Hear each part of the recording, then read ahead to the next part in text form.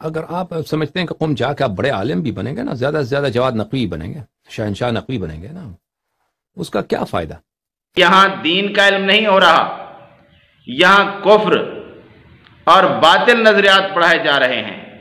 قوم میں کفر واضح طور پر پڑھایا جا رہا ہے، باطل نظریات پڑھائے جا رہے ہیں۔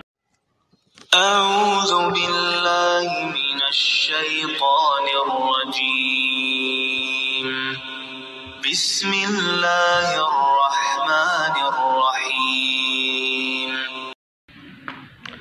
شیعہ کے اپنے ہی عالم، اپنے ہی مناظر نے ان کی پول کھول کر رکھ دی ہے۔ اس نے بتا دیا ہے کہ شیعہ کیا حاصل کر رہے ہیں علم کے نام پر۔ اللہ یاری جو ان کا ایک مناظر بنا پھرتا ہے، اور بہت سے شیعہ حضرات اس کے فالوورز بن چکے ہیں، لیکن اب آہستہ آہستہ جب وہ ان کا دین واضح کر رہا ہے، جو کہ ایران کا بنایا ہوا اب کا نیا دین ہے، اور اکثر شیعہ تیلی شیعہ جو ہیں اس کی ہی اب پیروی کر رہے ہیں۔ اللہ یاری بھی اثنا عشری تیلی شیعہ دین کا پیروکار ہے، لیکن وہ جو ایران کے مذہب دین لانچ کرنے سے پہلے کا مذہب ہے اس کو فالو کرتا ہے، اور باقی شیعہ کی اکثریت ایرانی مذہب کو فالو کرتی ہے۔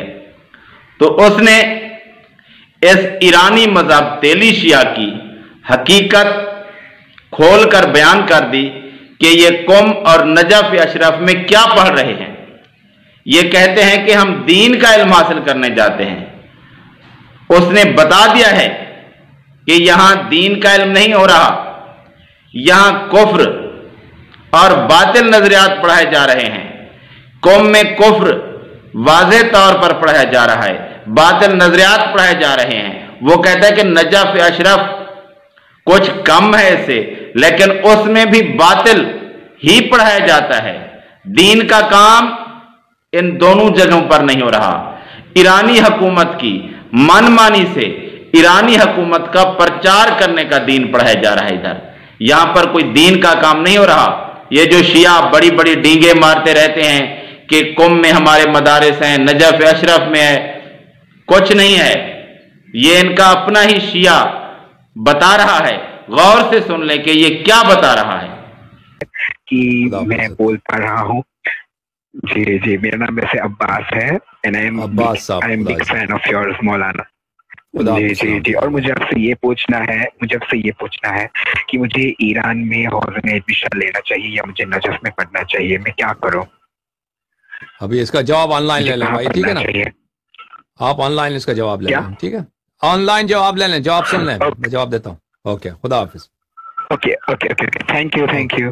سلامت رہیں، خدا آپ کو عزت دے۔ دیکھیں یہ سوال کرتے ہیں کہ میں ایران میں جاؤں، قم میں یا نجف اشرف میں؟ دیکھیے بات یاد رکھیے کہ جو دینی تعلیم قم میں دیا جاتا ہے یا نجف اشرف میں دیا جاتا ہے، بالخصوص قم میں، وہاں پہ بہت سارے ایسے مسائل ہیں جو بالکل کفر ہیں، کفر کے نام پہ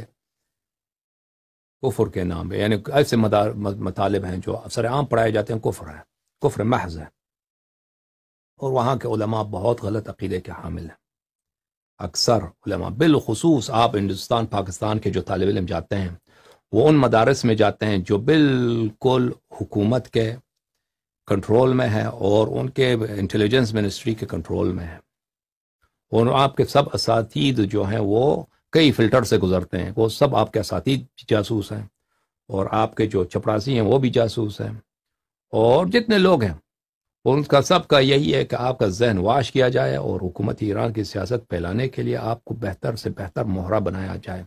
لیکن اس میں دین کی کچھ باتیں آپ سیکھیں گے، ایسی بات نہیں ہے کہ آپ دین سے بالکل بے خبر رہیں، لیکن اس کے ساتھ ساتھ آپ باطل باتیں آپ کے ذہن میں ڈال دیا جائے گا، ٹھیک ہے نا؟ یہ قم کی المیہ ہے۔ لیکن اگر آپ قم جائیں اور وہاں پہ اگر آپ سمجھتے ہیں کہ قم جا کے آپ بڑے عالم بھی بنیں گے نا، زیادہ سے زیادہ جواد نقوی بنیں گے، شہنشاہ نقوی بنیں گے نا، اس کا کیا فائدہ؟ اس کا فائدہ کیا ہے؟ یعنی اس کا تو ضرر ہی، آپ دین پہ چاپے ماریں گے نا، دین کا ایک چور بنیں گے، ڈاکو بنیں گے.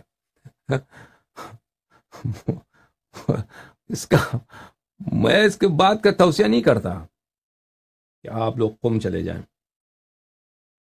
نجف اشرف میں بھی جائیں تو نجف اشرف میں بھی ایران کا بڑا اثر ہے، ان کے مدارس بھی ایران کے ہاتھ میں تقریباً، اور وہاں پر اتنا کفر نہیں ہے جتنا قم میں ہے.